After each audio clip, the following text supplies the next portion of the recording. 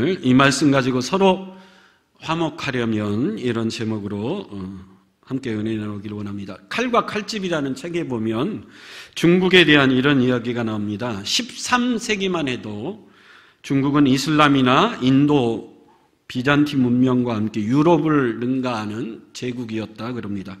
13세기에 이미 중국은 종교, 과학, 군사, 예술, 과학 분야에 굉장히 발달해 있었고 확실한 중앙집권 정부 조직을 갖추고 있었고 일찍부터 화폐가 통용되는 나라였고 시험을 통해 전국의 인재를 골고루 등용하는 시스템이 잘 갖춰져 있었다 그럽니다. 13세기 말에 중국을 방문한 유명한 사람이 있죠. 마르코 폴로라는 사람이 중국을 방문해서 중국 문화에 탁월함에 혀둘 내둘 정도였습니다. 근데 이토록 대단했던 중국이 18세기에 접어들면 유럽에 뒤처지기 시작합니다. 많은 이유가 있겠지만 그중에 대표적인 이유는 도전 정신의 차이 때문이라고 진단하더라고요. 그래서 이렇게 말합니다. 인쇄술은 중국이 개발했지만 그것을 이용해서 대량의 책을 찍어낸 것은 유럽이었고 화약을 개발한 것은 중국이었지만 그것으로 신식, 총과 대포를 대량 생산한 것도 유럽이었고 원거리 항해술을 중국이 훨씬 먼저 발달시켰지만 미국을 비롯한 신대륙을 발견한 것은 유럽인들이었다. 유럽인들의 도전정신, 새로운 것을 시도하려고 하는 것과 달리 중국인들은 스스로 만족하고 현실에 안주하며 더 이상 앞으로 나아가려고 하지 않았기 때문이라는 거죠. 유럽인들은 신대륙을 발견하고 세상을 향해 나아갔지만 중국인들은 중화사상이라고 그러죠. 우리 중국이 세계의 중심이다.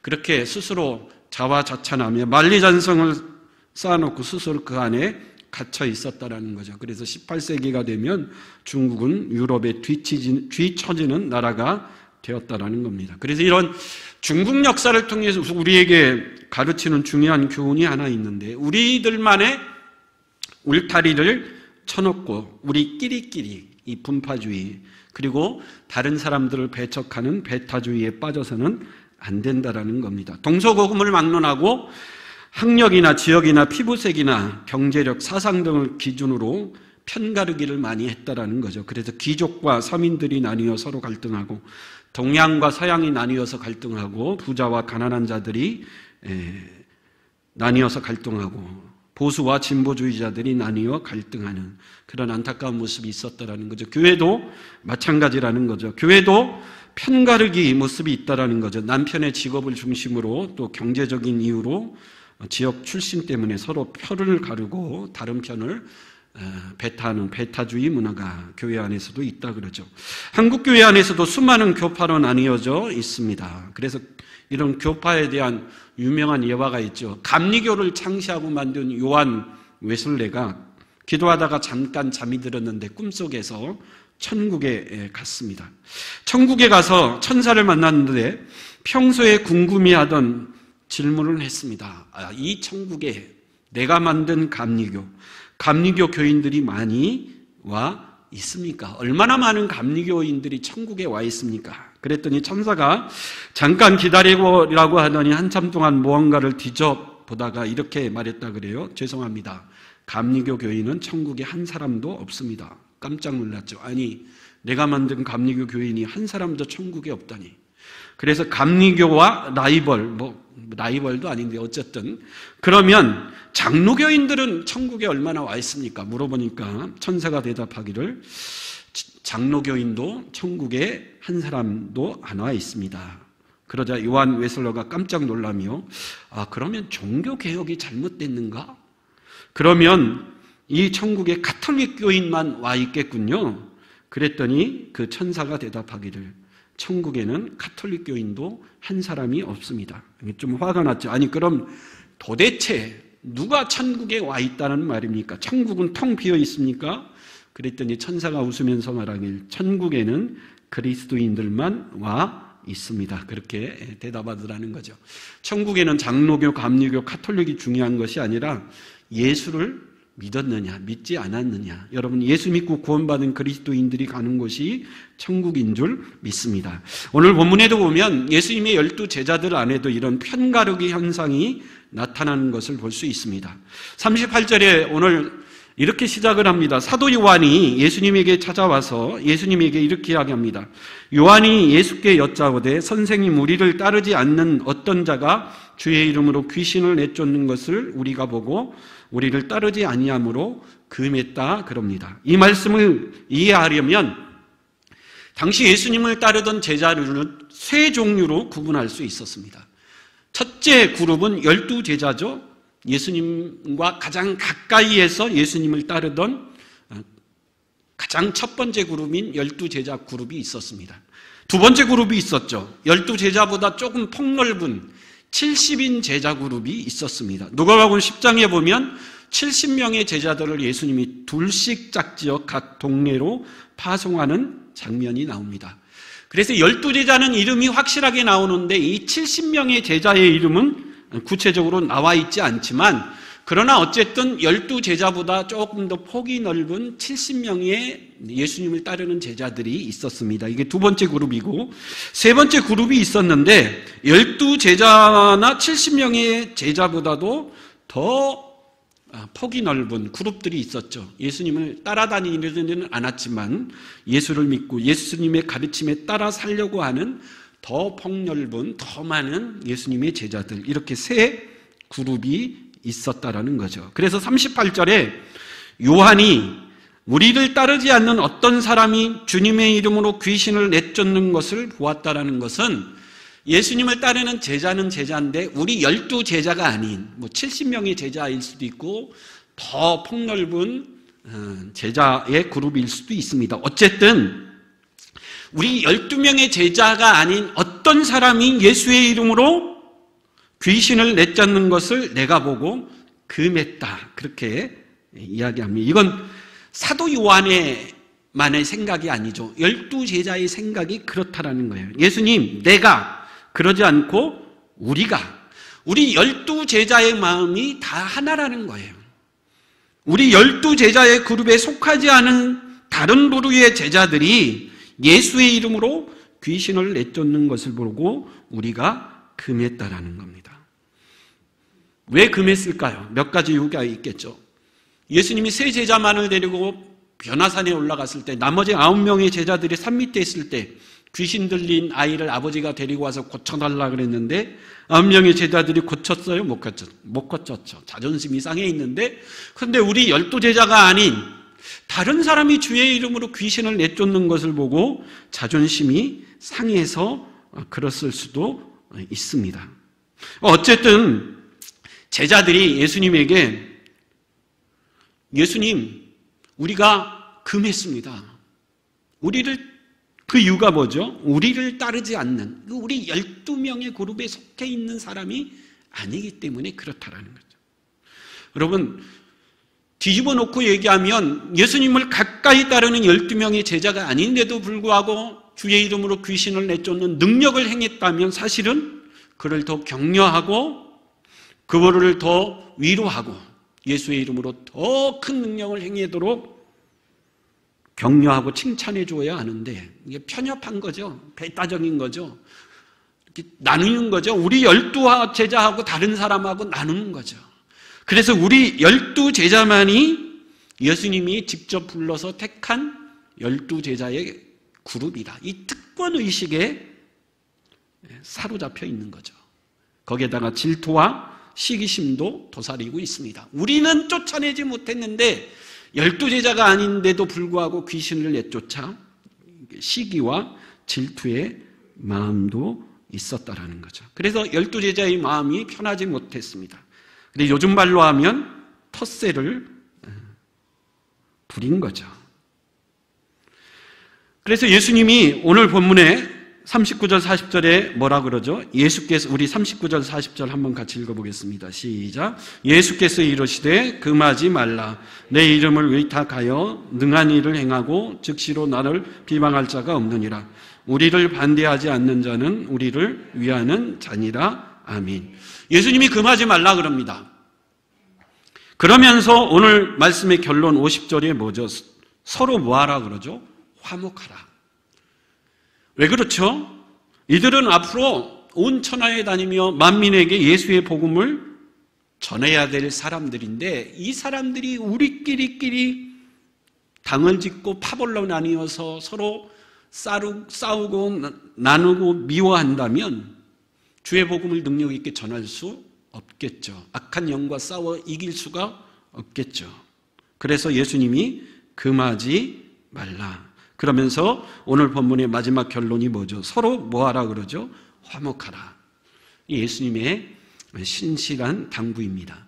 그래서 여러분, 예수 믿는 저와 여러분들, 예수를 따르는 저와 여러분들, 우리 모두는 한 공동체 안에서, 그게 가족의 공동체든 교회 공동체든 어떤 공동체이든 서로 화목할 수 있는 저와 여러분들이 돼야 될 줄 믿습니다. 서로 편을 나누고 가르고 서로 미워하고 배태하면 얼마나 끔찍한 일이 벌어질까요? 1993년 3월 8일자 타임지에 출애굽기 21장 23절 생명은 생명으로라고 하는 모세의 율법을 인용한 제목의 기사 하나가 실려 있었습니다. 내용을 간단히 보면 1998년 6월 어느 날 새벽 49살의 진공청소기를 파는 세일즈맨, 흑인이죠. 제임스 버드 2세가 텍사스의 한 도시 제스퍼라는 곳에서 파티를 마치고 집으로 돌아가는 길에 트럭을 몰고 가던 백인의 호의로 트럭을 타고 집으로 가는 도중이었는데 그 차 안에는 2명의 백인이 더 있었다 그럽니다.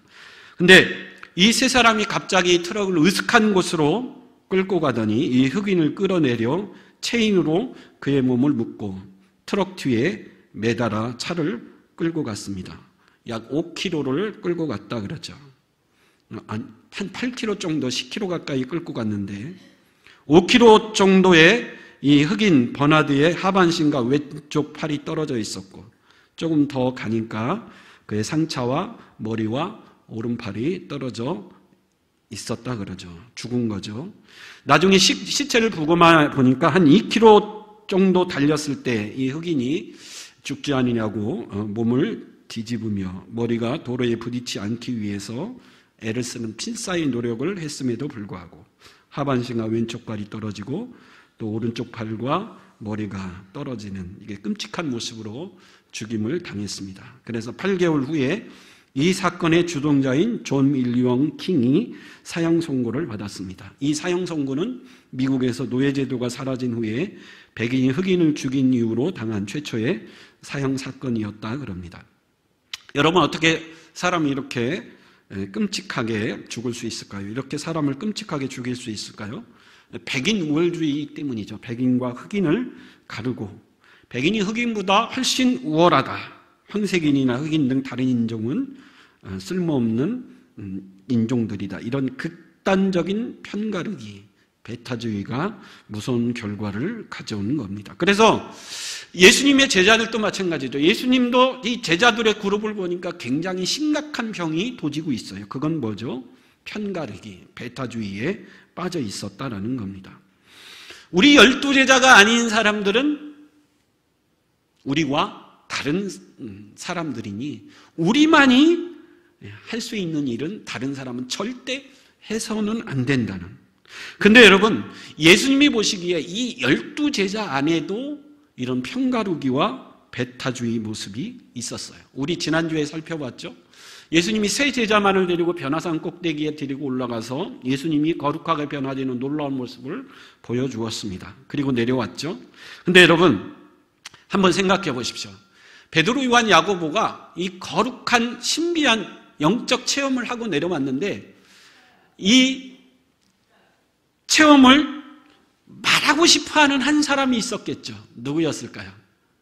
네, 당연히 베드로는 입이 근질근질 했겠죠. 내가 정말 놀라운 모습을 보고 왔는데 예수님이 변화산에서 놀랍게 변화되었을 때 베드로가 나섰죠. 주여, 여기가 좋사오니 우리 여기에 집 셋을 짓고 여기에 영원히 삽시다. 베드로가 입이 근질근질한 거예요. 야, 우리가 산에 올라가서 놀라운 모습을 보고 왔다. 영적 신비한 체험을 하고 왔다. 베드로가 떠들어 쓸 겁니다. 근데 이렇게 얘기를 하다 보니까 주제가 어디로 발전했냐면 이제 예수님이 예루살렘에 입성하시면 예루살렘이 이스라엘의 왕이 되셔서 로마를 멸망시키고 위대한 이스라엘 나라를 세울 것인데 그때 누가 영의정을 하고 누가 우의정을 하고 누가 자의정을 할 것인가. 이런 싸움까지 번졌다라는 거죠. 그래서 예수님의 12제자 그룹 안에도 베드로, 요한, 야고보와 이 3명의 제자와 이 9명의 제자가 또 구분돼서 서로 편가르기를 하고 서로 배타하는 그런 모습을 보이고 있었다라는 거죠. 이 예수님이 보시기에 굉장히 심각한 모습이죠. 그래서 예수님이 물었습니다. 너희가 노중에 길에서 무엇을 얘기했느냐?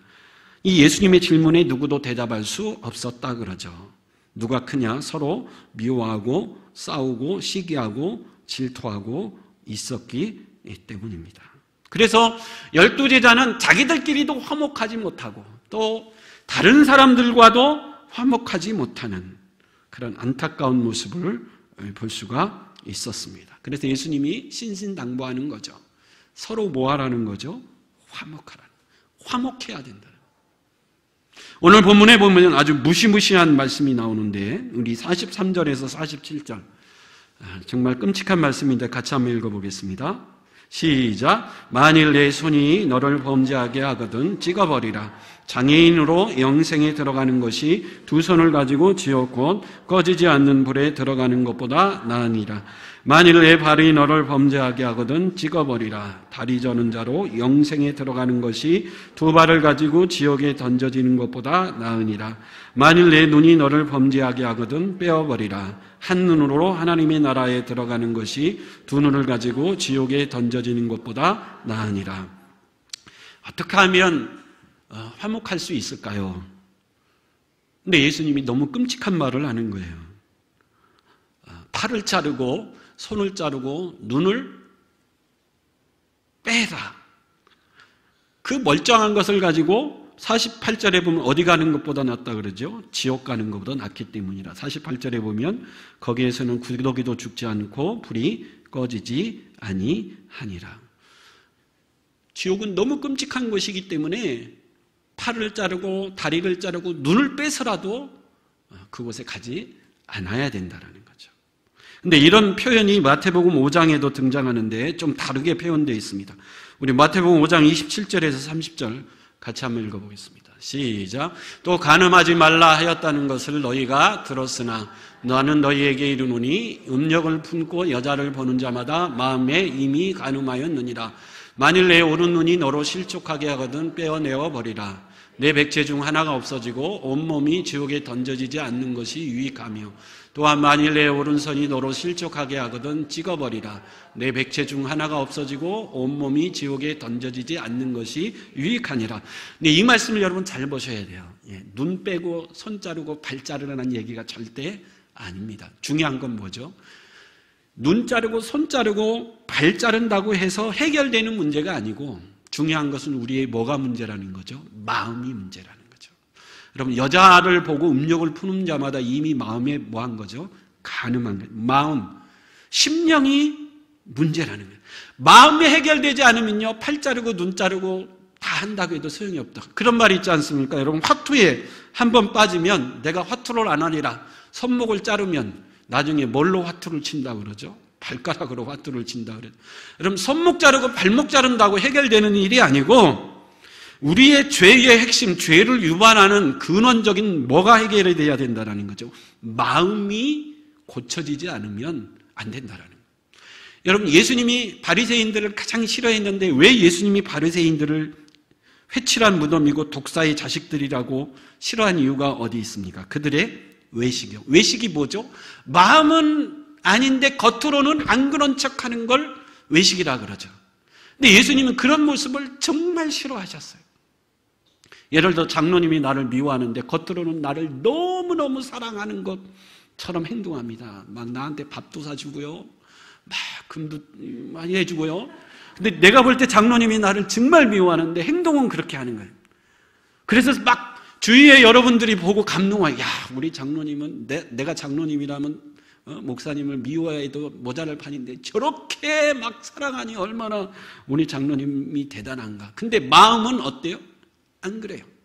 나는 알아요. 마음은 나를 미워하는데 겉으로는 물론 우리가 마음은 그렇지 않더라도 행동은 그렇게 해야 되는데 이걸 성경은 뭐라 그래요? 외식이라 그런다. 마음은 안 그런데 안 그런 척하는 것. 하나님을 사랑하지 않는데, 하나님을 사랑하는 마음이 바리새인들 마음에 전혀 없는데 겉으로는 하나님을 사랑하는 뭐 한다고 그래요? 척한다 그래요. 예수님이 그래서 싫어했더라. 그리고 우리의 마음이 문제인데 이 마음을 어떻게 여러분 해결할 수 있을까요? 우리 빌립보서 2장 1절에서 4절 한번 읽어보겠습니다. 빌립보서 2장 1, 시작. 그러므로 그리스도 안에 무슨 권면이나 사랑의 무슨 위로나 성령의 무슨 교제나 긍휼이나 자비가 있거든 마음을 같이하여 같은 사랑을 가지고 뜻을 합하며 한 마음을 품어 아무 일에든지 다툼이나 허영으로 하지 말고 오직 겸손한 마음으로 각각 자기보다 남을 낮게 여기고 각각 자기 일을 돌볼 뿐더러 또한 각각 다른 사람들의 일을 돌보아 나의 기쁨을 충만하게 하라. 여러분, 우리의 마음, 심령이 고쳐지지 않으면 그리스도 안에 무슨 권면이나 사랑의 무슨 위로나 성령의 무슨 교제나 긍휼이나 자비나, 여러분, 우리가 이런 옳은 일을 할 때, 거룩하고 신앙적이고 신령한 일을 할 때조차도 다툼이나 허영으로 할 수 있다라는 거예요. 잘못될 수 있다라는 거예요. 그래서 무엇보다도 우리의 마음, 심령이 고쳐져야 된다라는 거죠. 그럼 어떻게 이 마음이 고쳐질 수 있는가? 우리 빌립보서 2장 5절 이하에 또 이렇게 이야기하고 있습니다. 같이 읽어보겠습니다. 시작. 너희 안에 이 마음을 품으라. 곧 그리스도 예수의 마음이니 그는 근본 하나님의 본체시나 하나님과 동등됨을 취할 것으로 여기지 아니하시고 오히려 자기를 비워 종의 형체를 가지사 사람들과 같이 되셨고 사람의 모양으로 나타나사 자기를 낮추시고 죽기까지 복종하셨으니 곧 십자가에 죽으심. 여러분, 우리의 마음을 고쳐야지. 내가 착하게 살아야지. 내가 법 없이도 사는 사람이 돼야지. 아무리 노력해도 내 마음을 고칠 수 있습니까? 없습니까? 없어요. 여러분, 그렇게 해서 내 마음을 내가 고칠 수 있다면 예수님이 십자가에 죽을 이유가 없습니다. 아무리 노력해도 내 마음이 고쳐지지 않으니까 하나님이 그런 우리를 위하여 십자가에 대신 뭐 한 거죠? 죽으신 거죠. 그래서 여러분, 이런 타락하고 썩은 우리의 마음을 바꾸는 유일한 방법은 예수 그리스도의 마음을 뭐 하는 거죠? 품는 거죠. 너희 안에 이 마음을 품으라. 예수 그리스도의 마음을 품는 방법밖에 없다라는 거예요. 내가 예수 믿어 구원받으면 하나님이 성령을 우리 가운데 보내셔서 성령께서 우리의 죄되고 타락한 심령으로 말미암아 예수 그리스도의 마음을 사모하며 예수 그리스도를 본받는 사모함으로 우리를 인도하실 줄 믿습니다. 그래서 갈라디아서 2장 20절 한번 읽어볼게요. 갈라디아서 2장 20절. 시작. 내가 그리스도와 함께 십자가에 못 박혔나니 그런즉 이제는 내가 사는 것이 아니요 오직 내 안에 그리스도께서 사시는 것이라.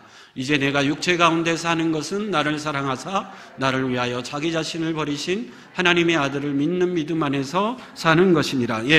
예수 그리스도의 마음을 품는다라는 것은 나를 십자가에 뭐 하는 거죠? 못 박는 거예요.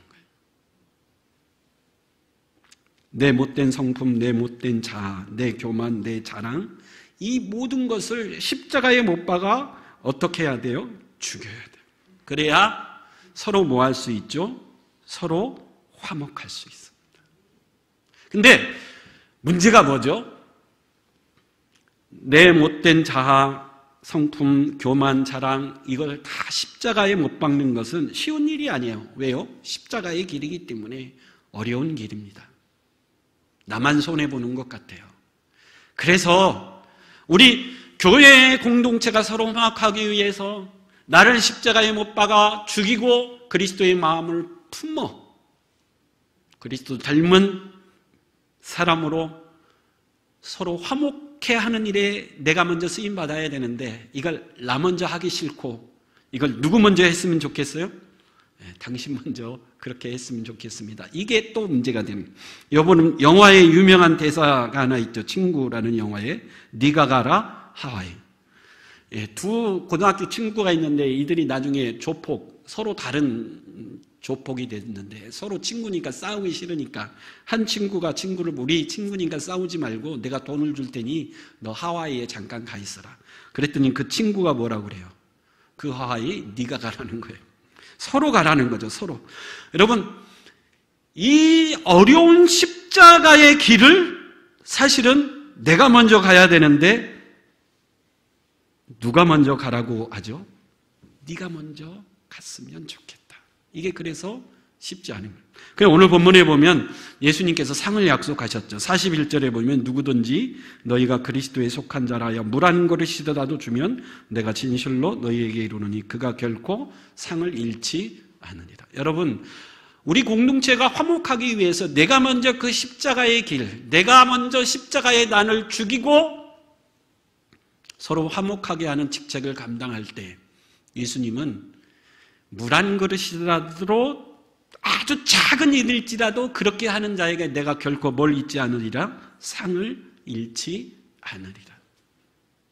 그래서 여러분, 내가 먼저 십자가의 길을 갈 수 있는 저와 여러분 될 수 있기를 간절히 축원합니다.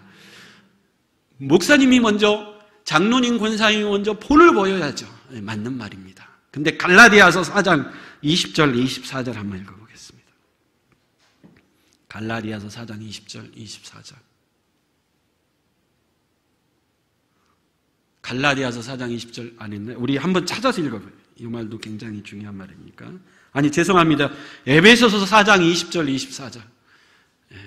에베소서 4장 같이 한번 읽어보겠습니다. 시작. 오직 너희는 그리스도를 그같이 배우지 아니하였느니라. 진리가 예수 안에 있는 것 같이 너희가 참으로 그에게서 듣고 또한 그에게서 가르침을 받았을진데 너희는 욕심에 썩어져가는 구습을 따르는 옛사람을 벗어버리고 오직 너희의 심령이 새롭게 되어 하나님을 따라 의와 진리의 거룩함을 지으심을 새 사람을 입으라. 너희는 그렇게 배우지 아니하였느니라. 예수님은 그렇게 가르치지 아니했다라는 거예요. 여러분, 먼저 예수 믿은 자가 먼저 나를 십자가에 못 박아 죽이고 예수 그리스도의 마음을 품고, 여러분, 제가 아무리 아직도 못난 자아를 죽이지 못해서 그리스도의 모습을 찾고자 해도 전혀 찾아볼 수 없을지라도 예수님은 어떻게 가르친다고요? 네가 먼저 십자가의 길을 뭐 하라는 거죠? 가라는 거예요. 네가 먼저 십자가에 너를 뭐 하라는 거죠? 못 박으라는 거예요. 네가 먼저 하라는 거예요. 우리는 그리스도를 그같이 배우지 아니했다라는 거죠. 그래서 여러분, 서로 화목하기 위해서 내가 먼저 어려운 길입니다. 십자가에 내 옛사람을 못 박아 죽일 수 있길 바랍니다. 그래서 유혹의 욕심을 따라 썩어져가는 구습을 벗어버리고 오직 너희의 심령이 새롭게 되어 하나님을 따라 의와 진리의 거룩함을 지으신 새 사람이 되어서, 오늘 여기에 나오는 12명의 제자처럼 서로 나뉘고 싸우고 서로 배타하고 미워하고, 여러분, 그런 공동체가 아니라 예수님이 뭐라고 그래요? 야, 그러려면 눈이라도 빼고 손발이라도 잘라야 될 텐데 그건 너무 끔찍하지 않습니까? 그게 중요한 것이 아니라 그러기 위해서는 우리의 뭐를 바꿔야 돼요? 우리의 이 못된 옛 자아, 유혹의 욕심을 따라 썩어져 가던 옛 심령, 옛 마음을 십자가에 못 박을 수 있는 저와 여러분들이 될 수 있길 간절히 축원합니다. 고린도후서 5장 18절에 제가 읽어드릴게요. 모든 것이 하나님께로서 났으며 그가 그리스도로 말미암아 우리를 자기와 화목하게 하시고 또 우리에게 화목하게 하는 직분을 주셨으니 곧 하나님께서 그리스도 안에 계시사 세상을 자기와 화목하게 하시며 그들의 죄를 그들에게 들리지 아니하시고 화목하게 하는 말씀을 우리에게 부탁하셨느니라. 예수님이 십자가를 통해서 하나님과 우리 사이를 뭐하게 했다 그러죠? 화목하게 했다 그래요. 그리고 우리에게 무슨 직책을 주셨다고요? 서로 화목하게 하는 직책을 주셨다 그래요. 그래서 화목하게 하는 일을 우리에게 뭐 하셨다 그러죠? 부탁하셨다 그럽니다. 그래서 여러분, 우리 교회는 화목한 좋은 믿음의 공동체가 될 수 있길 간절히 축원합니다. 우리 3월 달에 되면 이제 구역 예배가 시작이 될 텐데, 구역 안에서도 누군가 화목하게 하는 직책의 사람이 있어야 되고, 남전도와 여전도에도 마찬가지죠. 어떤 공동체이든지 화목하게 하는 사람이 있어야 됩니다. 서로 미워하고 질투하고 시기해서 그 공동체가 와해되고 무너지는 것은 사탄이 가장 좋아하는 일이겠죠. 예수님은 뭐라고까지 오늘 말씀하십니까? 손발을, 정말 예수님의 간절한 손발을 찍어버리고 두 눈을 빼서라도 우리 믿음의 공동체는 뭐 해야 된다라는 거죠? 화목해야 된다. 실제로 그러라는 말은 절대 아닙니다, 여러분. 팔 자르고 와가지고 막 하면 안 돼요. 우리 마음이, 우리 심령이 새롭게 돼요. 그래서 여러분, 그걸 먼저 깨달은 저와 여러분들이 먼저 여러분들의 가정 공동체, 교회 공동체, 여러분들이 만나는 어떤 곳에 있든지 이 화목하게 하는 직분을 잘 감당해서 예수님이 기뻐하는 좋은 화목한 공동체를 이루므로 하나님 앞에 영광 돌릴 수 있는 저와 여러분 될 수 있길 간절히 축원합니다. 아멘. 기도하겠습니다.